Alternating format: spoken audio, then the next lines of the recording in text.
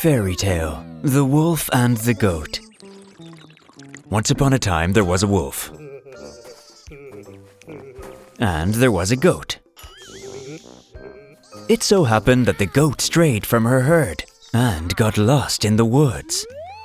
She wandered through the forest for a long time and decided to stay and live there. But for the wolf, the forest was always his home.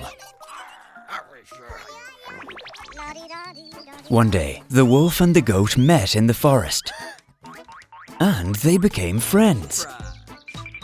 They spent a good summer in the forest together. It was warm and there was plenty to eat. They never even quarreled.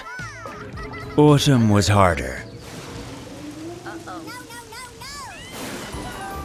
And when winter came, things became really bad. The wolf's paws are freezing, and the goat is so cold even her tail is shivering. And so the goat says to the wolf, "Wolf, let's build ourselves a house. We'll live together, heat the stove, and spend a warm winter inside." But the wolf didn't like working. "You goats are used to living in shelters made by people, but I'm fine as it is." The goat built herself a hut with a stove, with a couch, and so now she wasn't afraid of winter. But the wolf was already howling from the cold. It was growing colder and colder every day, and there was nowhere to hide. And no matter how lazy he was, he had to build at least some kind of shelter. The wolf gathered some snow into a pile, trampled it with his paws, swept it with his tail, and made a kind of igloo for himself. But then the sun came out for a short while. It grew warmer, and the wolf's ice roof melted, and the snow walls collapsed. Again, the wolf was left without a home, and he wondered, "Oh, poor me, what to do?" The wolf ran to the goat, knocked on her door, and began pleading. "Dear goat, open the door just a crack. It's freezing cold out here and my nose and ears are frozen solid. Let me at least warm up a bit." The goat took pity on the wolf and opened the door of her hut. The wolf stuck his nose and ears through the door, stood there for a while and said again, "Dear goat, my front paws are frozen. Let me come in the doorway." The goat opened the door a bit wider and let the wolf stand in the doorway. And the wolf began pleading again. "Do you hear, my dear goat, how the wind howls?" says the wolf. "My sides are totally frozen. Let me warm up my sides just a little." The goat has a kind heart. "Well, all right," she says. "Warm your sides, wolf." The wolf has already entered the hut up to his tail and says, "Thank you, my dear goat. Now it's all good. I'm just afraid that my tail might freeze off. Without a tail, all my wolfish beauty will be lost." "Oh, wolf. All right, you can warm your tail too." That's just what the wolf was waiting to hear. He jumped into the hut, looked around, and quickly climbed onto the stove. He curls up in a ball with no intention of leaving. The wolf lay there until evening. He was warmed up and got hungry. So he says to the goat, "Goat, my dear goat, isn't it time for you to go to bed? Time for you to rest?" The goat looked at the wolf. His voice is so sweet, but his eyes are mean and hungry. "No, wolf," the goat replies. "I have lots of work to do. When I'm done, then I'll go to bed." The wolf lay there, waiting and fell asleep. He woke up at night from strong hunger pangs, jumped down to the floor, and went looking for the goat. But the goat was clever. She hid from the wolf in the closet. The wolf didn't find her. In the morning, the goat began to make fun of the wolf. "Why didn't you sleep at night, old grey? Looking for someone?" But the wolf remained silent. All day he lay on the stove again. By evening he was even more hungry. So the wolf says to the goat again, "Go to bed already, dear goat." "Hold on, wolf. I'm making bread and the dough isn't ready yet." When I'm done, then I'll go to bed. Once again, the wolf quickly fell asleep. He woke up at night angry and hungry and jumped down to the floor. He's prowling in the dark, but can't find the goat. In the morning, the goat laughs at the wolf again. Oh, old Grey, why do you prowl around at night? Who are you looking for in the corners? I was sitting under the tub, looking at you, Grey One. The third evening came, and again the wolf calls the goat to sleep. But the goat argues, Get serious, Wolf, it's too early for bed. I haven't washed the dishes yet. When I'm done, then I'll go to bed. The wolf fell asleep. He woke up at night and started looking for the goat again. Turned everything in the hut topsy-turvy. Even turned over the tub, but couldn't find the goat anywhere. The goat realizes there's no way the wolf will calm down. In the morning, the goat ran out of the hut and began to dig in the snow with her hooves. She found some cranberries under the snow and began rolling around in them, got all smeared with red juice. Then she grabbed a long branch and ran back to the hut. She stood under the window, knocking on the window with the branch and shouting in a terrible voice. Is the wolf in the hut? Is old Grey on the stove? I've already killed 7 wolves and I'll get this one.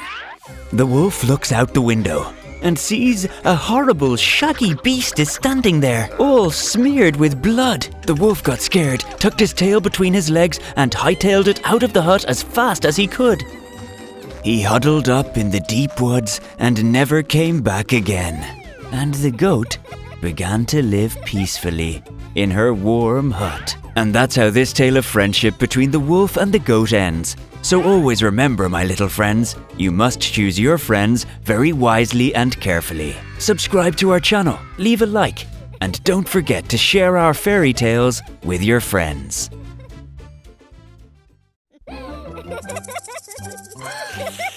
The fairy tale Colobok.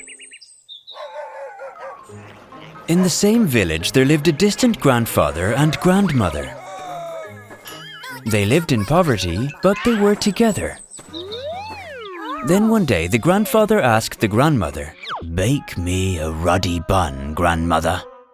And the grandmother answered, "What should I bake with? There has been no flour for days." "Take a good look everywhere. Scratch some up. Brush some up from somewhere. Maybe with leftovers you can get enough for a whole bun." "How are you so smart all of a sudden?" "But there's nothing we can do. I'm going to collect the rest of the flour around the house." And she had flour of all kinds in her 2 palms. The grandmother kneaded dough from this flour and fashioned a gingerbread man. She put it in the oven. The gingerbread man came out ruddy and fragrant. Grandma put it on the windowsill to cool a little. Wow! And Colobok opened his eyes and smiled at the sun. Then jumped from the window to the porch, from the porch to the yard, from the yard to the gate. And ran farther and farther and kept going down a forest path. The gingerbread man rolled along the path and a rabbit came towards him. "And who are you?" "I am Colobok." "How ruddy and fragrant you are, gingerbread man. I will eat you." "Do not eat me, rabbit. Just listen. I am a cheerful Colobok. I have a ruddy side. The cook was skillful and I turned out delicious. I baked in the oven for a long time and cooled down by the window. Then I jumped from the window and rolled down the path. Rolled away from Grandma and Grandpa. I didn't even say goodbye to them. To avoid getting into trouble, I will leave the rabbit." And he rolled down the road, but the rabbit saw him. The gingerbread man was rolling along the forest path, and towards him came the grey wolf. "And who are you?" "I am Colobok." "How ruddy and fragrant you are, gingerbread man. I will eat you." "Don't eat me, grey wolf. Better listen to me. I am the cheerful Kolobok. I have a ruddy side. The cook was skillful and I turned out delicious. I baked in the oven for a long time and then cooled down on the window. Then I jumped from the window and rolled down the path. I rolled away from Grandma and Grandpa and I didn't even say goodbye to them. I met a rabbit on the way, but I managed to get away from him. In order to not get into trouble, I will leave you too, Wolf. And he slipped out from between the paws of the wolf and rolled on through the forest.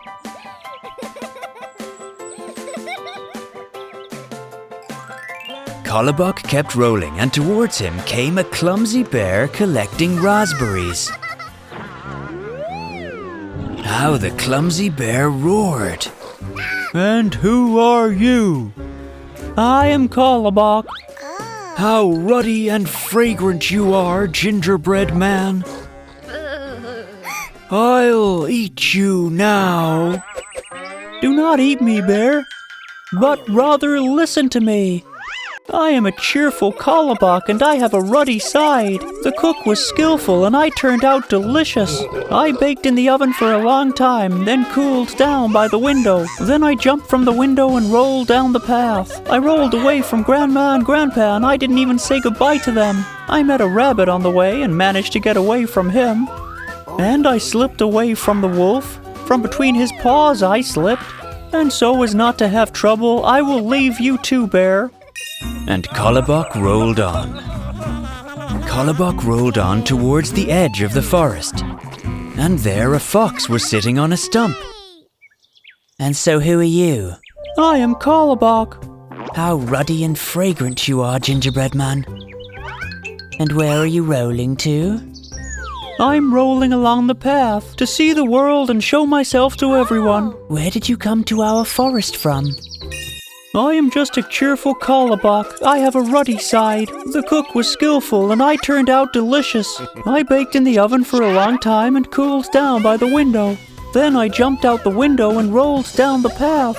I rolled away from Grandma and Grandpa and I didn't even say goodbye to them. I met a rabbit on the way and managed to get away from him. I jumped from the paws of a wolf and a bear did not get me. And now, so there is no trouble, I will run away from you too, Fox. The fox looked at him slyly and said, Oh, how beautiful. Only I'm really old and I can't hear anything. Can you sit close to my face so I can listen again?